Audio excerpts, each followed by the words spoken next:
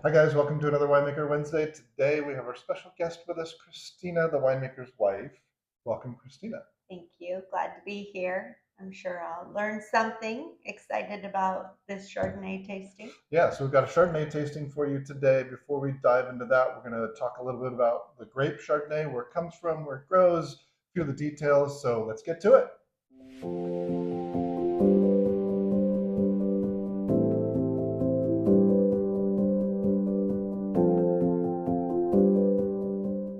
All right, so let's get into it. First off, Chardonnay. Unlike Pinot Noir, which is a little difficult to say, Chardonnay is pretty easy to say. Chardonnay. Chardonnay. The French might say Chardonnay, but we like to say Chardonnay. So nice and simple. Yeah. Let's talk about the name, where the name comes from. It's not a mixture of any French term. It's actually a small town in southern Burgundy. So southern France, there's a little town in the Burgundy region called Chardonnay, and that's the grape variety that they grow there. And that's why we call it Chardonnay, because that's where the grape come from. See, I already learned something. Right? Really simple. I didn't know that there was a town called Chardonnay. Exactly. So I've already learned something. All right, we should go visit. Absolutely. All right. I'm ready. Next up. So maybe you can share with us where Chardonnay is grown around the world. We know it grows well here in Sonoma County, Yep. but and France. Yep. Few other countries along the Okay. way. So generally, Chardonnay, like Pinot Noir, grows best in cool climates, but it does not only grow there. Our Chardonnay comes from the Russian River in Sonoma County, but up and down the west coast of California is really good Chardonnay. Santa Barbara, Monterey County as well, the Carneros region of southern Napa. So those are all close to home, right? So if you go up north, up into Oregon, amazing Chardonnay come out of the Willamette Valley in Oregon. Even eastern Washington State has really good Chardonnay. So that's the west coast of the U.S. The home of Chardonnay, of course, is Burgundy, France, where it's king. Amazing Chardonnay come from there. To the north in France, though, one of our favorite wines, Chardonnay is often used in the making of champagne. Yeah. So very, very cool climate, and it makes better champagne than it does a still wine like these. Then you go to Australia, New Zealand. There's a ton of Chardonnay that comes out of Australia. They make really, really nice Chardonnay, New Zealand as well, South Africa, even Italy. There are portions of Italy that grow Chardonnay. It's not quite the same style we would recognize, but they grow a fair bit of Chardonnay in Italy. And so, as you gathered by now, Chardonnay grows pretty much anywhere, and it's a very versatile grape, which lends to its style, which we'll talk about next. Tell us why Chardonnay is the number one white wine. Yeah, in fact, it's the number one white wine in the world, certainly here in the US, but the number one white wine sold in the world. It's an incredibly versatile grape, often called the winemaker's wine or winemaker's grape, because there's so much influence that the winemaker can put onto it to change the styles. And we'll see that here in a few minutes with this tasting. The grape by itself it has fruit characteristics to it, but it's relatively bland. Actually, it's not super expressive like red grapes can be. If you just tried a Chardonnay berry, Berries by itself, saying it's not super exciting. So Okay. thus a ton of winemaker influence with barrels and yeast and malolactic and all the other things that winemakers do with Chardonnay. So that's what we're going to talk about next. Let's get into the different styles of Chardonnay. Exciting. All right, talk to us a little bit about the different styles of Chardonnay that we have here. Yeah, as I mentioned, Chardonnay being a very versatile grape, so it really is up to the winemaker or the winery to decide what style the wine should be. So alcohol levels, typical alcohol levels, as low as 12 and as high as 15, 15 and a half once in a while, can be bone dry, no sugar, no residual sugar at all, to actually pretty sweet, relatively sweet. Not sweet wines, but or dessert wines, but can be fairly sweet. They can be very light in body, very clean and crisp and mineral and flinty, to very oily and heavy, Right. creamy, rich, buttery, Buttery, very yeah. ripe fruit characteristics to underripe fruit characteristics. Right. So tons of different ways, and that all has to do with how the grapes are grown, when they're picked, and then everything to do with what the winemaker chooses to do The with treatment it. after, once they're in the Exactly. winery. How they're aged, how Right. they're fermented, temperatures. There's just so many different things that a winemaker can do. So can make it a little challenging when you're trying to find a wine that you like. When you're in the store, you're just looking at labels. There's really very little description on the bottle anywhere to tell you what the wine is. It's trial and error. But it's also great diversity, because that means in the Chardonnay Yep. family, there's something for everyone. There's definitely something for everyone, and we'll see here. I mean, obviously, we pick these wines to have a diversity of price points, but we also pick them for diversity of styles, which Right. we'll get into here in a minute. All right, before we get into the tasting, talk to us a little bit about serving Chardonnay, temperature-wise, but also foods. What kind of foods do we like to serve it with? Yeah, of course. We serve our Chardonnay cold out of the fridge. Yep. And it's usually a starter wine for us when we're making dinner. We usually like to have it with cheese and crackers. What kind of cheese? What's our favorite cheese? Well, my favorite is a aged Gouda cheese. Okay. So that, or triple cream brie, is pretty tasty. Yeah. Right. Or Manchego, Havarti. It pairs really well. We could go on and on about cheese, right. Pairs really well with cheese. And then also it's great with pastas, especially springtime and summer, veggie pastas, pasta with a cream sauce. We like to make a pasta here called pasta alla Nerano, and it's a zucchini pasta. Saute zucchini and then incorporate it with the pasta water and some Parmesan cheese into your pasta, and that's perfect with Chardonnay. Yep. Lots of good foods, even creamy chicken with a creamy sauce, butter sauce or something like that. Cream sauce absolutely. Goes good with that. Fish, of course, white fish, halibut, something like that goes great with it. So yeah, lots of different salads, things. summer salads, like a watermelon, cucumber, and feta salad, orzo pasta salad. I mean, it's such a versatile wine.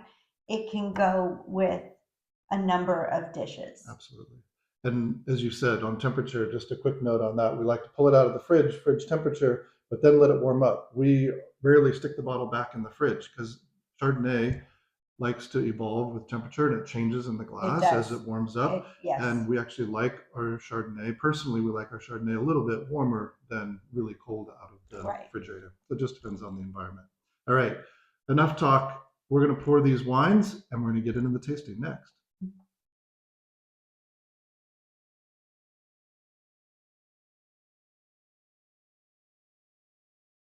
All right, we've got the wines poured. Let's talk through them here. So as we did with the Pinot Noir, we've got somewhat similar regions, sort of, but it's more of a price point. So the Klein Cellars here, this is North Coast 2021 North Coast Chardonnay. That is $12 a bottle. The Sonoma Cutrer is 2022 Sonoma Coast. That is $19 a bottle. And Patson Hall 2019, also Sonoma Coast. This is $24 a bottle. And last but not least is our Lost Sierra Wine Company, which is Sonoma County from Russian River. That is $35 a bottle. All right. First up, Klein Cellars.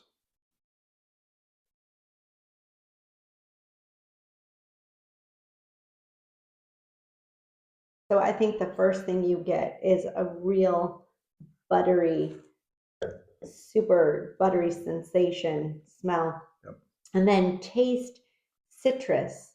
But for me, the butteriness of the aromas overwhelms the taste of any citrus. I didn't really get any bright pear or apple, mostly citrus, but the aroma just overwhelmingly Lots of butter. butter. That's a malolactic fermentation. Right. Lots of butter carries into the palate, but then it sort of falls off. There isn't a ton of other fruit. There's kind of some Right. citrus fruit, Just the and then it's citrus. kind of short and dry. And I don't know. It's fine. It's nice, well Right, made, but it's just kind of simple. Yeah. Yep. All right. Okay, Next up, next one. we've had this wine many times. Oh, yeah. That's really well made. Great producer here in Sonoma County, Sonoma County, $19 a bottle. These price points, incidentally, Costco, these 3 wines all came from Costco. So that's the price points. Right. So buttery, but not overwhelming. As the first one, crisp, brighter. Yeah. Much crisper, much brighter. Still has kind of that buttery sensation, maybe a little bit of oiliness. Oiliness to To it. it. It has some weight on the palate. Yes. Yeah. But so far I don't mind it. Yeah. It's brighter.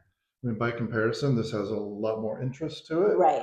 There's more fruit to it. There's more variety of fruit. There's some toasty oak to it. There's some creaminess. There's the buttery and all of those aromas carry. But not overwhelming. It didn't like hit me And so hard that everything else was muted. Yeah. To me, I mean, we'll get into the Pats and Holly here in a second, but sort of classic Chardonnay. Yeah.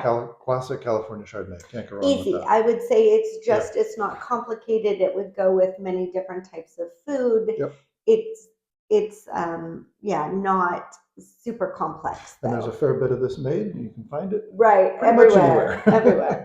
All right, next up, our $24 Pats and Hall 2019. So going back a couple years. I'm actually excited about this one.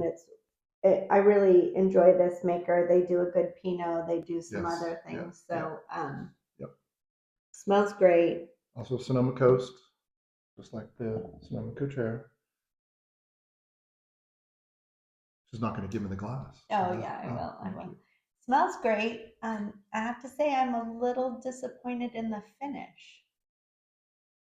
More pear, more apple, bright, some citrus notes, but it kind of just fell right off at the end.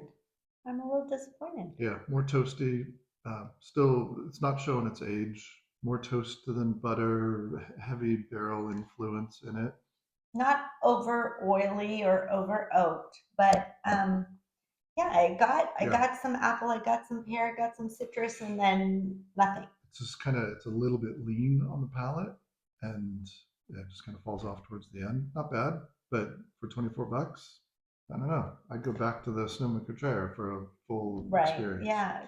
My Triscuit with Brie will make up for anything that didn't provide for me. All right, let's keep going.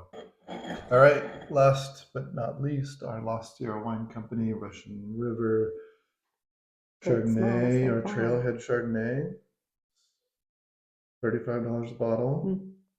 Not from Costco. You can't find this in Costco, only from our website. So, first thing, sorry. I know what it tastes like, but I'm going to try it anyway. Thank you. So first thing for me that I noticed right away, the difference between those 3 and ours is the balance between the smell and the taste.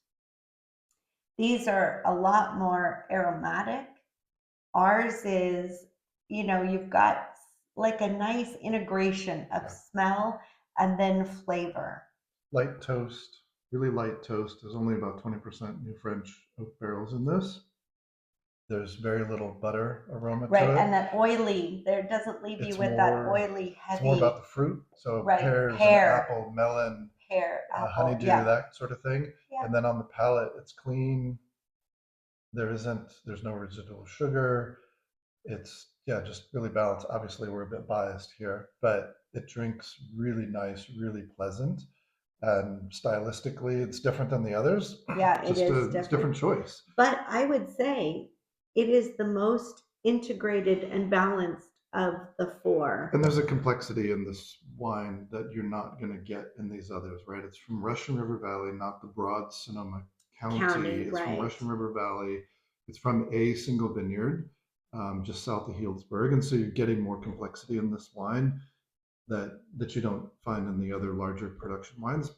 We're biased, but a ripeness and not overripe. Yeah. I think some of the the less expensive Chardonnays tend to be overripe, to have those Trying to get more heavier, influence right? on And the wine. and so this one, I would say, is a nice blend of not being overripe and not being over oaked. All right. Well, thank you for joining me. Great to have you here. I learned a few things, and I, of course, enjoyed the tasting. Yes. Now I'm on my way for the crackers and the cheese. Well, the part of the work here is that we get to drink the rest of these wines with this evening. So thanks for joining us. Hope you enjoyed this Winemaker Wednesday video. Make sure to hit like and subscribe if you want to see more of these, and we'll see you in the next one. And with that, cheers. Cheers.